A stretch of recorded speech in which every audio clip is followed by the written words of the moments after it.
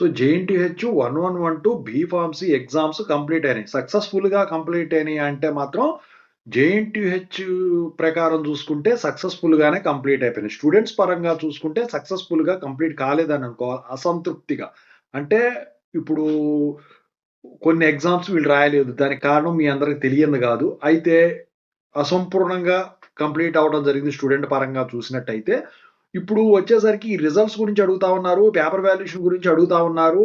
అసలు మా పరిస్థితి ఏంటని జెప్పేసి స్టూడెంట్స్ అడుగుతా ఉన్నారండి. దాని గురించి ఇప్పుడు చెప్పబోయే ముందు మీకు గనక నాతో మాట్లాడాలనుంటే కాల్ మీ ఫర్దర్ కాల్ చేయండి. ఇక టాపిక్‌లో వెళితే ఏంటంటే, ఇక్కడ ఈ ఈ Telangana JNTH 1112 B pharmacy paper valuation ఏదైతే ఉన్నదో అదొచ్చేసరికి ఫినిష్ అవ్వటం అయితే జరిగిందనమాట.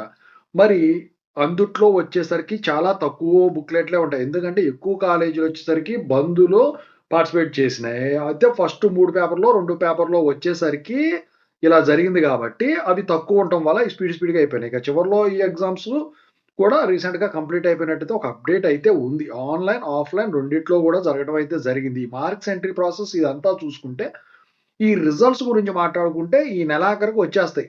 నెలాఖరు దాకా కూడా ఉండవండి. ఈ మంత్ ఎండింగ్ గూడా ఉండవు. నాకు తెలిసి మీకు ఈ క్రిస్మస్ లోపే మీకు ఈ రిజల్ట్స్ అయితే డిక్లేర్ చేసేదానికి ఛాన్స్ ఉంది. మరి 1112 బీఫార్మసీ ఎగ్జామ్స్ రాయని వాళ్ళ పరిస్థితి, స్ట్రైక్ వల్ల రాయని వాళ్ళ పరిస్థితి ఏంటంటే మాత్రం దాని దగ్గరే ఇప్పుడు తర్జన భర్జన పడతా ఉందండి. దాని గురించి ఎటువంటి అప్‌డేట్ కూడా ఎక్కడా కూడా ఎవరు కూడా డిస్కస్ చేయని పరిస్థితనమాట.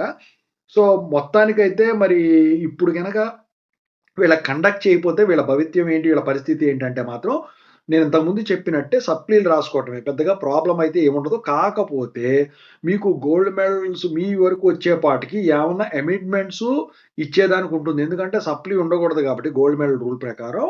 సప్లీ రాయకూడదు కాబట్టి ఒక్కడు గూడా మరి ఇక ఆ రూల్ ఏమన్నా అమెండ్‌మెంట్ ఇచ్చేదానికి ఛాన్స్ ఉంటది. మీరు ఫైనల్ ఇయరు అయిపోయిన తర్వాత. అంతే తప్ప మరిప్పుడు ఎగ్జామ్ కండక్ట్ చేస్తారన్న ఆశ అయితే ఎవరికీ కూడా లేదు. ఆలోచన గూడా ఎక్కడా కనపడట్లేదు. సరే ఇంకేదైనా అప్‌డేట్ తెలిస్తే మీకు చెప్తాను. మీరు మీరెన్ని ఎగ్జామ్స్ రాసారో కింద కామెంట్ సెక్షన్‌లో తెలియజేయండి.